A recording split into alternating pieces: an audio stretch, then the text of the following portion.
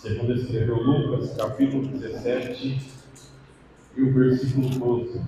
Aleluia. Glória. Deus abençoe a minha esposa Vanessa. Deus abençoe a irmã Roseli pelo convite, os demais companheiros. Glória a Deus. Aos jovens que estão aqui, né?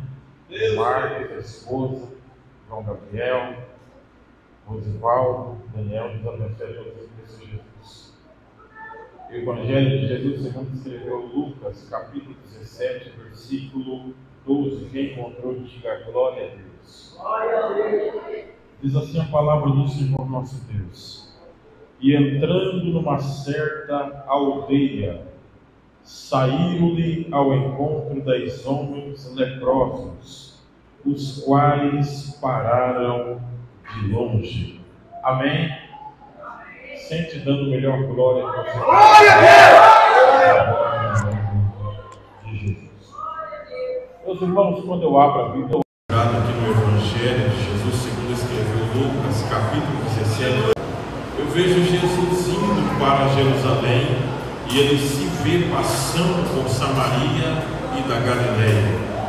Quando a Bíblia diz que ele é abordado a uma determinada distância por 10 leprosos. Repitam comigo: 10 leprosos.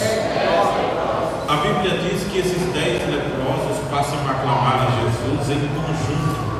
Mas o mais interessante é que enquanto eles clamam, Jesus não realiza um milagre. Pelo contrário, Jesus instrui, porque a instrução também é um grande milagre. A Bíblia diz em Provérbio 9:9: dá a instrução ao sábio e ele se fará mais sábio. Quando eu falo de instrução, me recordo de um dos versículos mais lindos que eu aprendi quando aprendi a ler lendo a Bíblia. Lucas capítulo 6, versículo 40. O servo não é maior do que o seu mestre, mas todo aquele que for bem instruído será igual ao seu mestre. Jesus então instrui os 10 leprosos dizendo: vão até o sacerdote e ofereçam o que determina a lei de Moisés. E a Bíblia diz que eles estão seguindo a ordenança de Jesus. Enquanto os 10 estão indo até o sacerdote, um no meio do caminho percebe o milagre, interrompe o trajeto, retorna para Jesus, não da mesma forma que partiu, mas a Bíblia diz que ele voltou glorificando a Deus em alta voz e caiu aos seus pés com o rosto em terra. Isso levou Jesus a uma indagação no versículo 17, porque Jesus indaga no versículo 17: não foram os 10 os limpos? Onde estão os 9?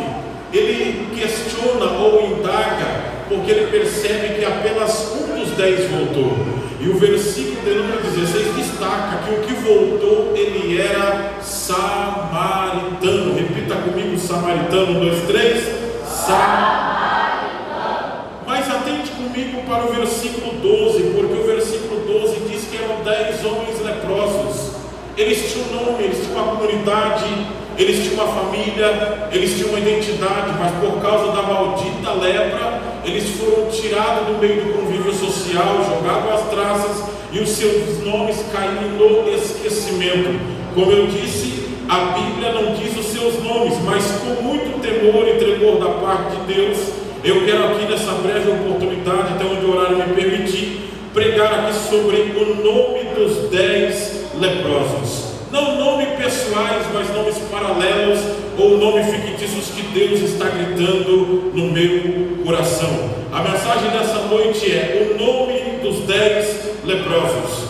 O primeiro leproso eu chamei ele de fé. Por que fé? Porque se você abrir a sua Bíblia em Hebreus capítulo 11, versículo 1, a Bíblia diz: ora, a fé é o firme fundamento das coisas que se esperam e a prova das coisas que se não veem.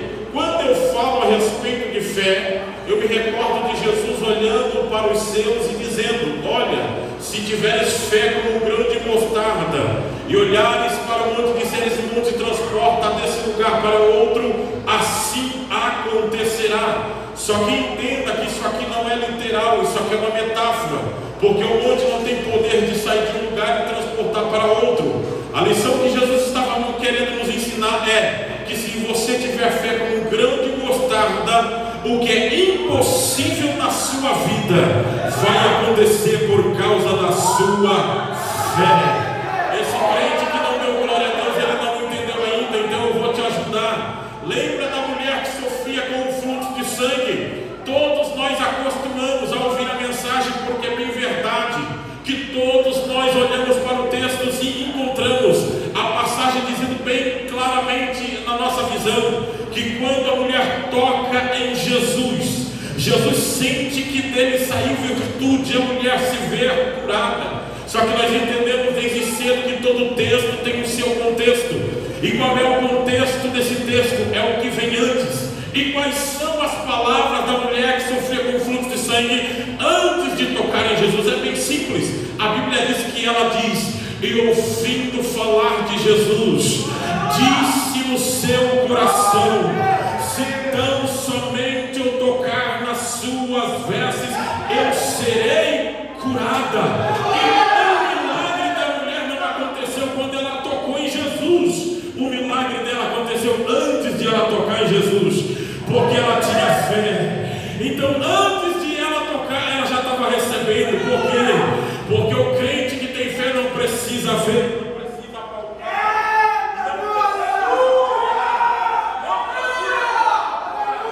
O crente que tem fé, antes de ver, ele já tomou posse. Antes de pegar, ele já recebeu. Antes de braço abrir, ele já está crendo. Porque quem tem fé não precisa ver, não precisa palpar. Pela fé já recebeu, pela fé já tomou posse.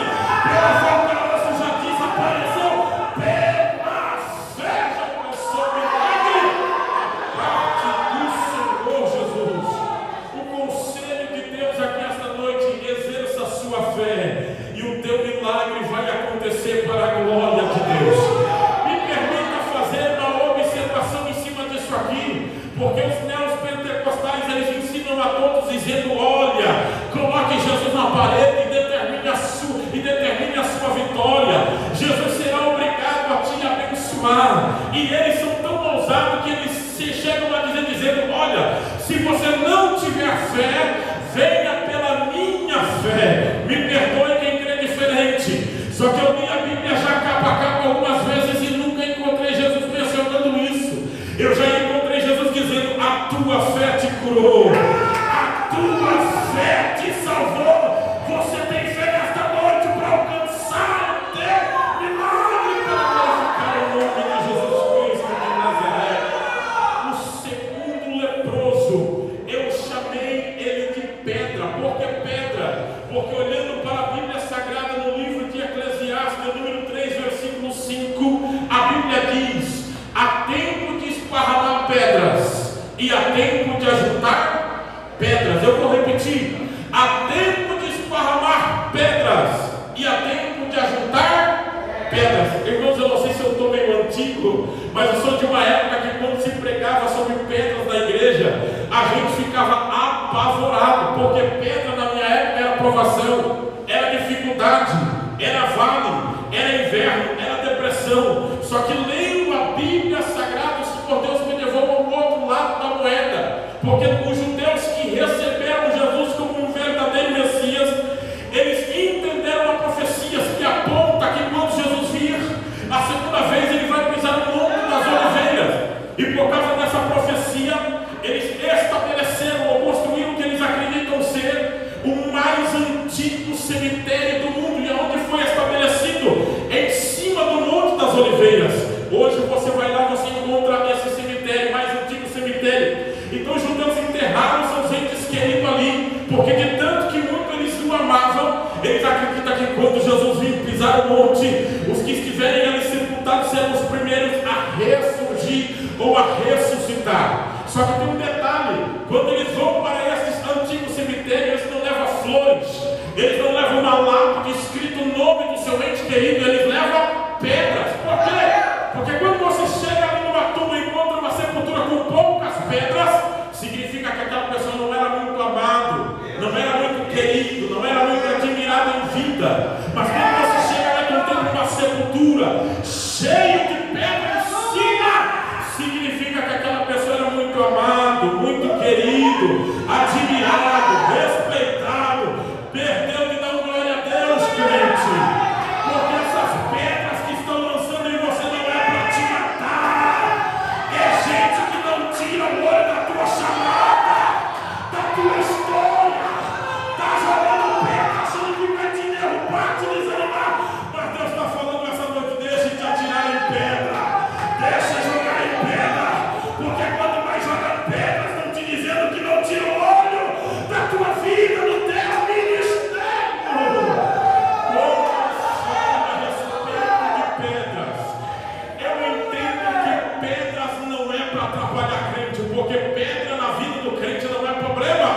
Pedra na vida do crente é bênção. A Bíblia diz que quando Jacó estava fugindo do seu irmão Esaú para não ser morto, ele para em território inimigo, procura alguma coisa para se deitar, e a Bíblia diz que ele encontra o que? Uma pedra, coloca como travesseiro. Ao invés de ter dor de cabeça, ao invés de pegar um doril para passar toda a dor de cabeça e a correria que ele estava fugindo do teu irmão, a Bíblia diz que ele deita em cima da pedra, e a Bíblia diz que ele sonha, e uma escada aparece, e anjo subindo, um anjo descendo, e em cima, no final da escada, havia uma porta, uma janela, e a voz do Senhor ecoando e falando com Jacó. Porque pedra na vida do crente não é para dar dor de cabeça, é para fazer você sonhar, é para fazer você ver o céu aberto. Se tem pedra, tem céu aberto. Se tem pedra, tem sonho na vida do crente.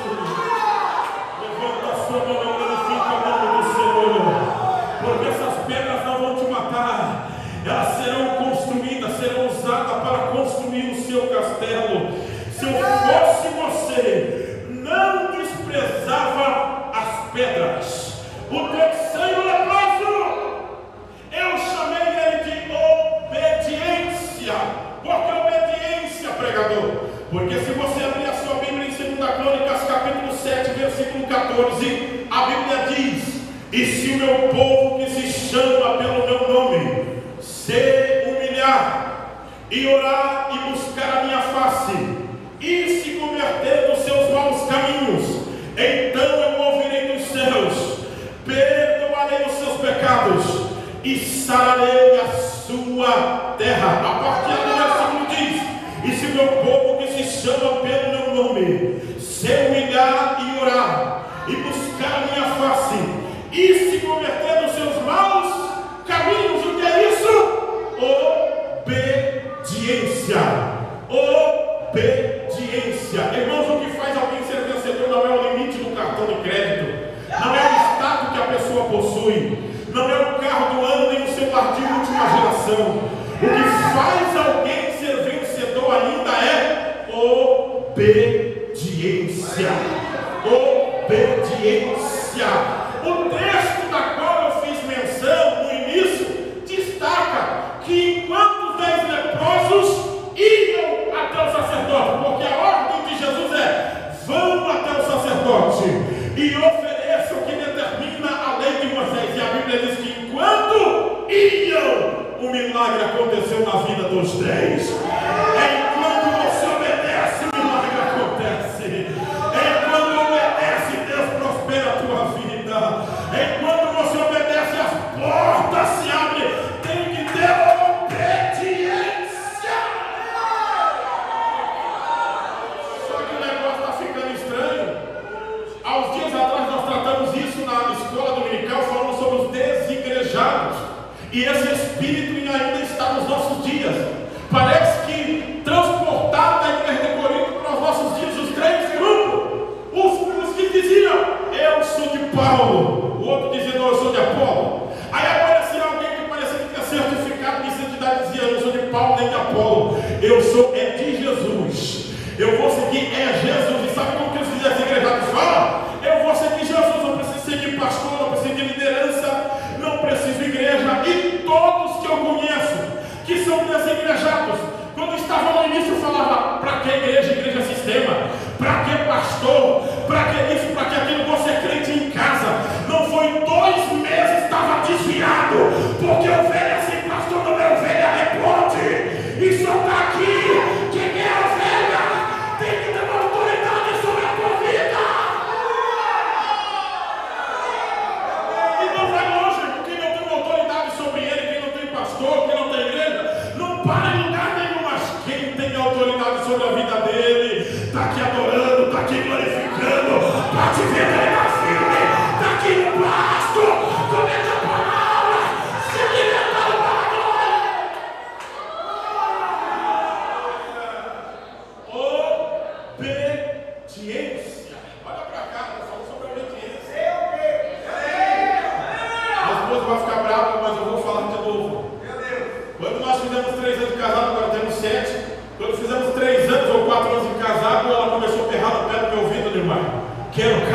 quem casa quer, casa. E eu, irmãos, impossível conseguir a minha casa. Eu fiz um propósito com Deus. Deus, dá condição, sanar a dívida e adquirir minha casa. E como na época eu estava congregando lá no Bela Vista, porque eu casei, fui morar com meu sogro. E lá não pode ter vigília. Eu falei, meu Deus, e agora eu vou fazer os propósitos loucos. Quem me conhece sabe que desde o noivado, meu propósito é tudo doido. O Caleb foi pregar num culto que eu era jovem. Eu saí de uma empresa, pedi o acerto, abençoei os pregadores, os cantores, contratei uma gravação, filmei tudo. E o propósito do Caleb daquele culto era para Deus me dar um emprego que eu estou até hoje, para a glória de Deus. Então Deus me dá um emprego de verdade, com tempo para ler Bíblia, colocar o pé para cima e glorificar o nome de Jesus Cristo de Nazaré.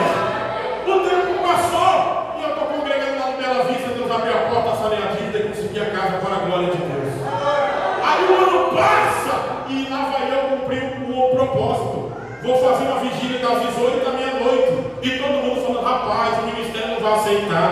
Isso é inovação, os pastores são sistemáticos. Todo mundo do contra, irmão. Engraçado que todo mundo que era do contra hoje copia. Porque não tinha vigília das 18 à meia-noite, das 9 às 2 da manhã. Hoje todo mundo faz. Eu fico bravo, nem um pouquinho, sou igual o apóstolo Paulo. Sede meus imitadores como eu sou de Cristo. É melhor você estar imitando o reino do que estar imitando o Neymar, a Anitta. Se é para a glória de Deus, imita. Aí, irmão, o tempo passou. 3 anos completamos esse ano. E estamos lá fazendo trabalho e todo mundo falando, esse pastor não apoia, esse apoia. Esse pregador não apoia, esse apoia. Engraçado que pregadores que passou por lá saíram falando, esse trabalho não vai longe.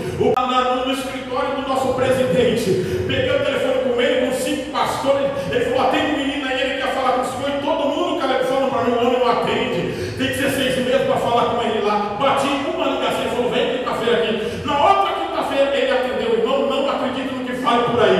O teu pastor é homem de Deus, é o céu que orienta ele, não é ninguém que orienta ele, é o próprio Deus. Ele falou, como que funciona? Eu falei, pastor, está aqui, pastor. É um trabalho que apoia jovens pregadores, estão ganhando aula, levei as aulas para ele ver. Ele falou, quem está contra? Eu quero o nome, eu soltei a lista para ele lá. Ele falou, faz o trabalho aonde você estiver congregando. E se alguém for contra, fala comigo. Agora você tem a minha bênção. E por onde eu passo, agora eu posso falar, eu estou na obediência. Eu estou na obediência. Eu estou na obediência.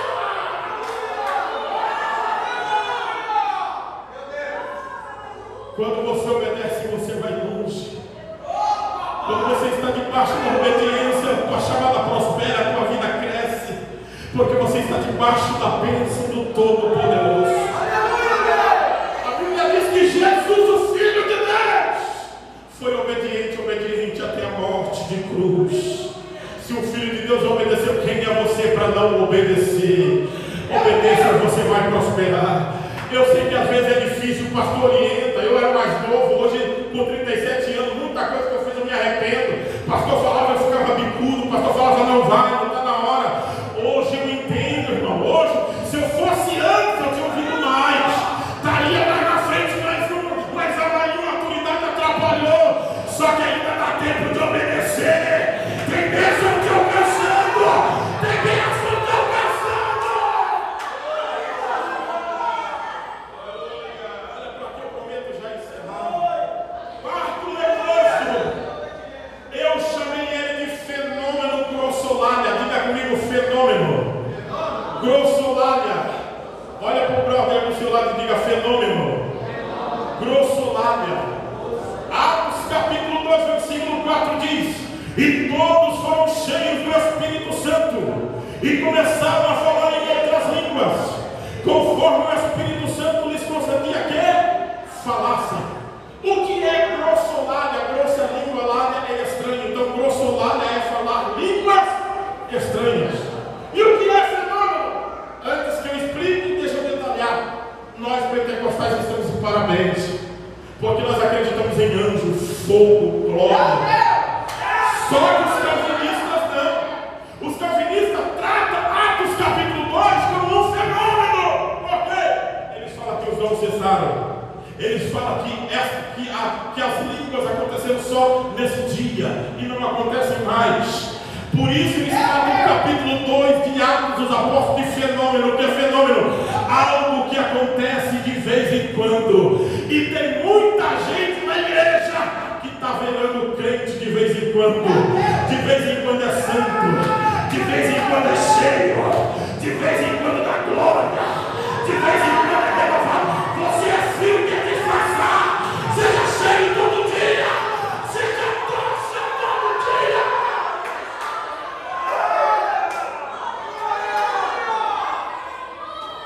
Levanta a sua mão para cima, você que não é crente de vez em quando. Seja renovado nessa noite no nome de Jesus. Porque tem gente que só é renovado se tiver multidão, irmão. Seja pentecostal todo dia, creia todo dia. E da harpa, e já tinha gente falando em línguas estranhas, já tinha almas se rendendo aqui na frente. Essa igreja não mudou, o nome dela é mesmo ontem, é mesmo hoje e eternamente.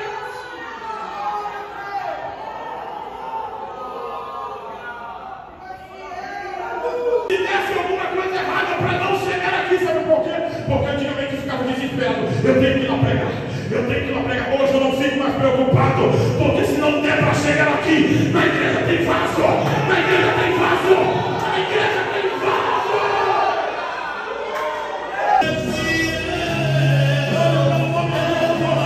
Você filho, você tem a senha, você tem a senha.